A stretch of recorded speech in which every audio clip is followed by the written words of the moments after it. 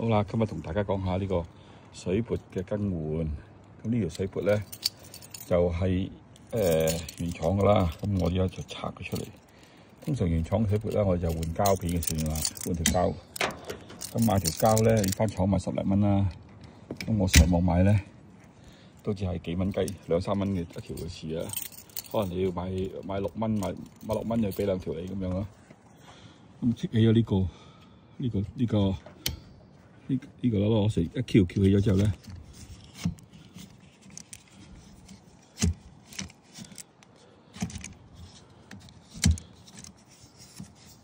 騰出嚟噶啦已經。咁騰出嚟之後咧，就記得咁你保持住輕輕放翻低。咁呢個水撥咧就可以攞出嚟啦。攞出嚟咧，當你發現水撥嘅時候咧，有啲地方係有水流痕跡喺度咧，就證明呢度呢爛咗啦。咁你成呢條膠要換㗎，廢咗啦。就喺呢個位置，就見到有個扣喺呢度。呢個位嘅扣咧就喺度掹出嚟得啦。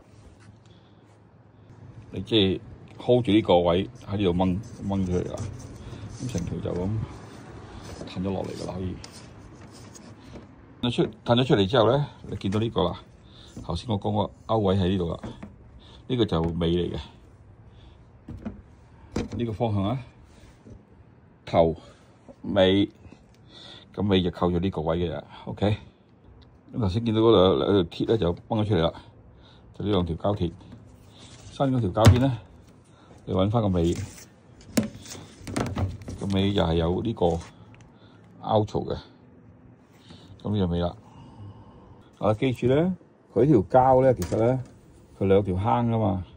咁你睇上面呢條坑先係你擠鐵片嗰條坑。OK。咁擠當你裝好咗啦，將條鐵落去。咁多條嘅應該 ，anyway 唔緊要。當我裝咗條鐵落去之後咧，記住啊，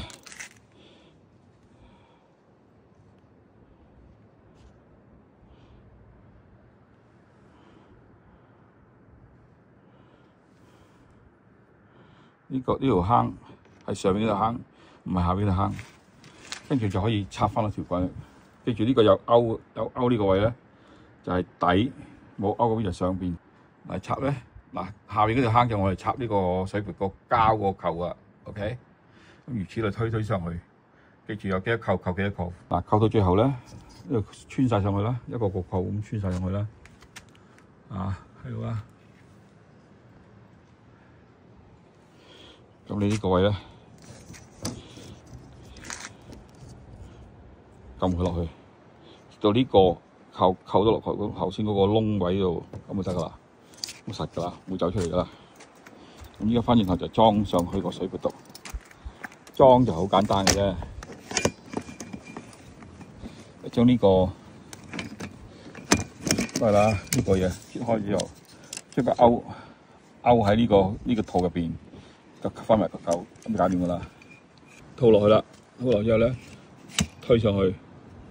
咁呢度推咗上去之後，呢個扣咧扣上咗呢條坑度，咁吸翻實佢，搞掂，新嘅一樣。喺中間爛咗開裂啊，刮得多佢可能即係啲膠質問題啦咁嘅。所以有陣時我依家1年換一套，有理冇理，或者見到爛就換咗佢先。總之每年都要換一套咁滯㗎啦。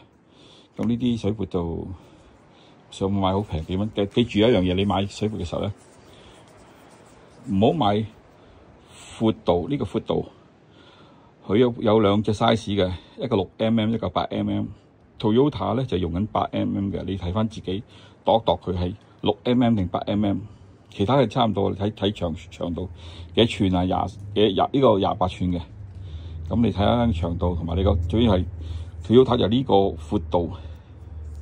即係呢個底嘅闊度咧，有8個mm，唔好買少過8mm，咁就瀨嘢㗎啦。但係 Toyota 車尾水撥，即即係你嗰啲有車尾水嗰啲車咧 ，RAV4 啊呢咁車仔咧，呢條水撥咧就6mm 嘅，即係個厚度嗰個底嘅厚度係6mm嘅，咁你呢個就8mm，所以唔好買錯。